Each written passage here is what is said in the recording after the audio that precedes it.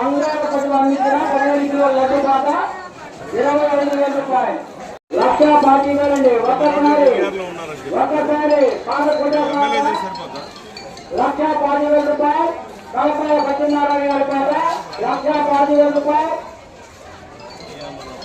1,40,000 రూపాయలు కలపాల సత్యనారాయణ గారి పాట. ఒక లడ్డు పాట 1,40,000.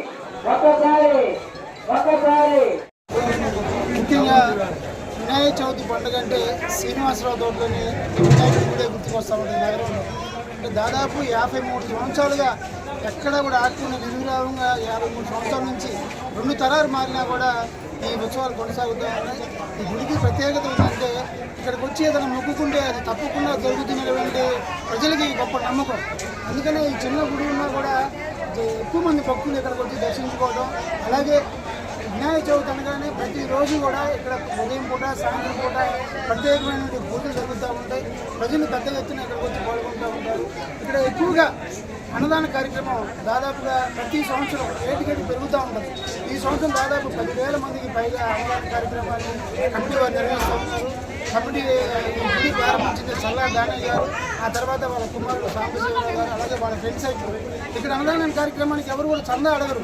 వాళ్ళంతటా వాళ్ళే స్వచ్ఛందంగా వచ్చి ఇక్కడికి వచ్చి ఈ కార్యక్రమంలో పాల్గొనడం గుడి యొక్క విశిష్టత.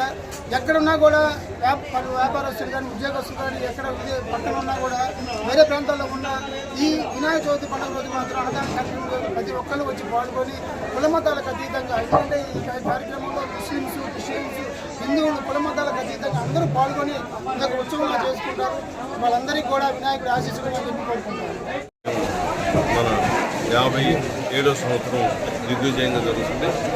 చల్లా దానయ్య గారి అప్పటి రోజుల్లో ఇక్కడ స్థాపించి మరి శ్రీనివాసరావు ప్రజలందరూ కూడా ఎన్ని సంవత్సరాల నుంచి ఇక్కడ దిగ్విజయంగా చాలా అద్భుతమైనటువంటి వినాయక చవితి ఉత్సవాలు చేయడం, అన్నదాన కార్యక్రమం కూడా 10,000 మందితో భోజనాలు ఏర్పాటు చేయడం, అలాగే మన వెస్ట్ ఎమ్మెల్యే గారు జల్లా మాధవ్ గారు అన్నదానం కొని, అలాగే పెమ్మసాని చంద్రశేఖరరావు గారి సోదరుడు రవిశంకర్ గారు కూడా వచ్చారు, అలాగే నజీర్ గారు కూడా వస్తున్నారు.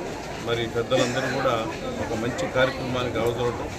అలాగే నేను కూడా ఇక్కడికి రావడం అనేది నా అదృష్టంగా భావిస్తూ ఇక్కడ స్నేహితులు బంధువులు అందరూ కూడా ఆహ్వానించి ఒక మంచి కార్యక్రమానికి అన్నదానానికి అంతమంది చేయడం అనేది మరి మనకు వచ్చేటువంటి వరదలు కానివ్వండి చాలా మరి అపృద్ధాలు వస్తున్నాయి.